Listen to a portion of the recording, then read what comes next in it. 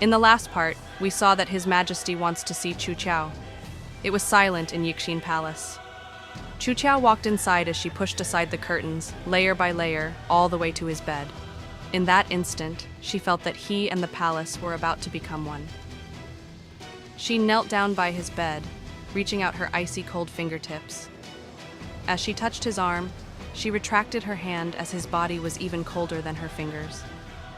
It felt like the snow that fell all year in the highlands of Yanbei. Her breath and voice were light as it resonated around the palace. Chucha, I'm here to see you. His eyebrows twitched slightly as he opened his eyes to look at her. His look was calm and peaceful, yet it showed the many thoughts and words that he had wanted to say. He reached out his hand with great difficulty and waved at her as he laughed and whispered, "Ciao Kiao." Tears started to stream down Chuchao's face as she grabbed his hand. It had only been a few days, but he had lost a considerable amount of weight, to the point that the ridges of his bones were visible. She started to choke as her voice became inaudible. He frowned slightly and reached out his fingertips to caress her face. "Don't cry." "It's all my fault," she said as her tears continued to flow. Her fingertips were cold. "I promised that I would stay by your side. I shouldn't have gone out." Chucha laughed as he lay flat on the bed, looking at the complicated flower patterns on the roof of the bed and the calligraphic words. His voice was calm and did not carry a tinge of resentment as he said, "How can you be blamed for this? She's my mother. Who, ... He started to pant breathlessly as his voice became weak. Chucha tried to dash outside to summon a physician in shock, but was restrained by him forcefully. It was hard to imagine that he had been heavily injured. Who could have thought of that?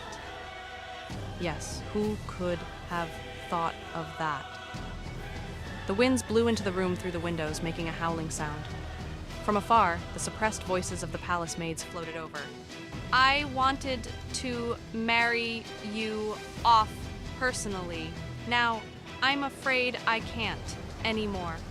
"No," Chucha said loudly and stubbornly as her voice reverberated around the empty palace. She held his hand with strength, seemingly as if to snatch him from someone else. "Nothing will happen to you." Chucha looked at her and smiled weakly. His smile seemed to pierce through Chuchao's heart like a sharp knife. She had never been so fearful before, as her tears streamed down her face and into her mouth. The bitter taste was hard to bear. "Chucha, don't go! Don't go, please!" She shook his arm lightly, behaving as if she was a lonely child. "What will happen to me when you're not around? Who will help me when I'm in trouble? I won't have a place to live in anymore. Who will let me live off them?" A bizarre cheekiness flashed across Xiaoti's eyes.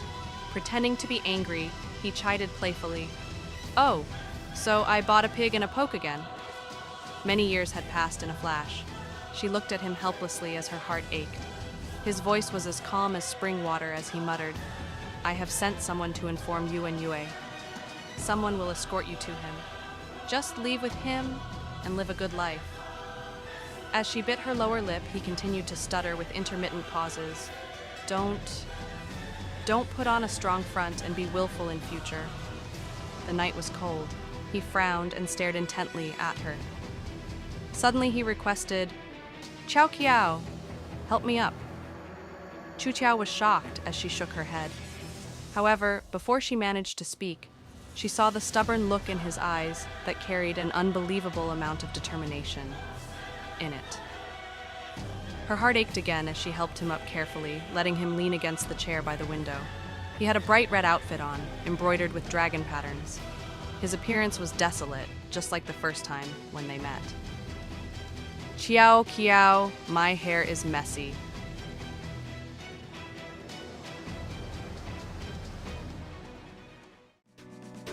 Thank you so much for watching. Stay with me, subscribe to the channel, and like the video. Don't forget to click the bell icon to be notified of the next part of the story. Thank you.